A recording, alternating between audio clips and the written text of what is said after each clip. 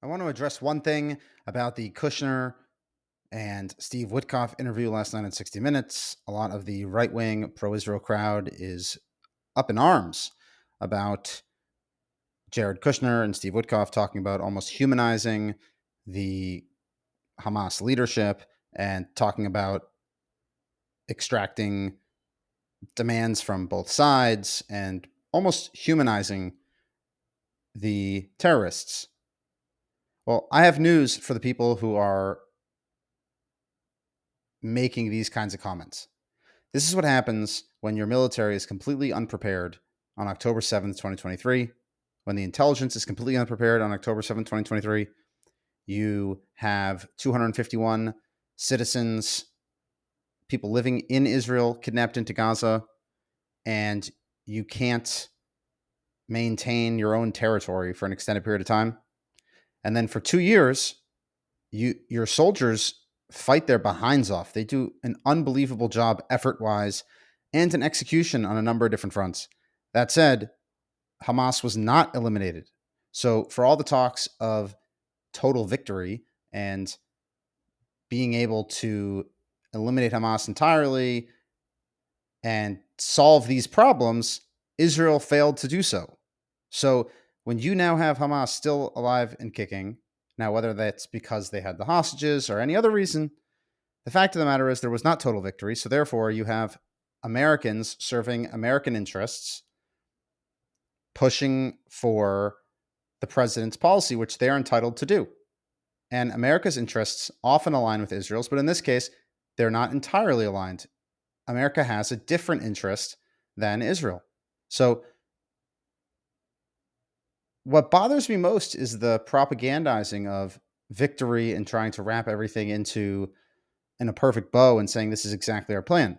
The fact of the matter is, the people who designed the military and the intelligence apparatus before October 7th, and then as things went into Gaza, they did not eliminate Hamas. When you fail to eliminate Hamas, it's not just your option. And the fact of the matter is that Israel, thank God, has resilient people and God is watching out for Israel.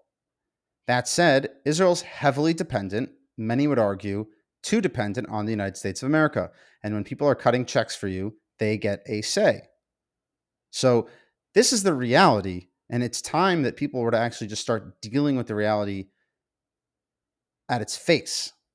It doesn't do anybody any good to pretend that the truth is otherwise. If Kushner and Witkoff were negotiating for Israel, yeah, you could be upset with some of the things they said. They're negotiating for America. They are serving American interests. This is a problem to some on the internet who can't deal with humanizing Hamas. I don't humanize Hamas either. But I can't fault the Americans for trying to do whatever they can do in a room to get to a deal to get the 20 living hostages out.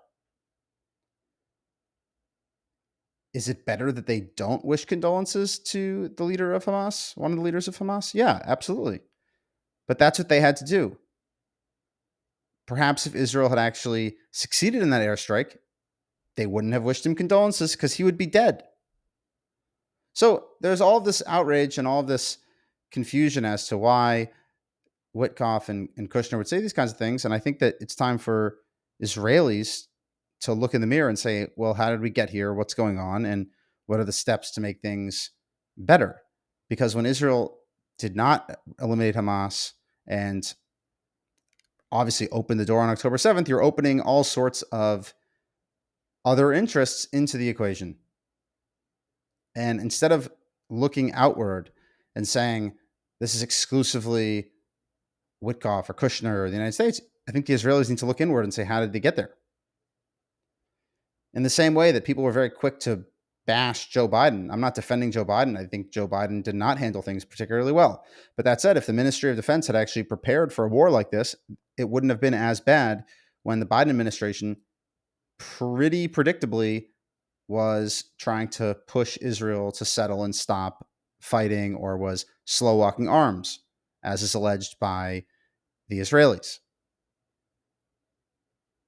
if the Ministry of Defense had been properly equipped, you wouldn't have had such a profound reliance on those weapons. So there's all sorts of things, and this is not to eliminate any sort of blame from any bad actors, malicious actors, or trying to say that I necessarily even agree with those interests from America. But this is how Israel got there. This is how the region got there. And I think Israel has to look inward when it comes to some of these complaints.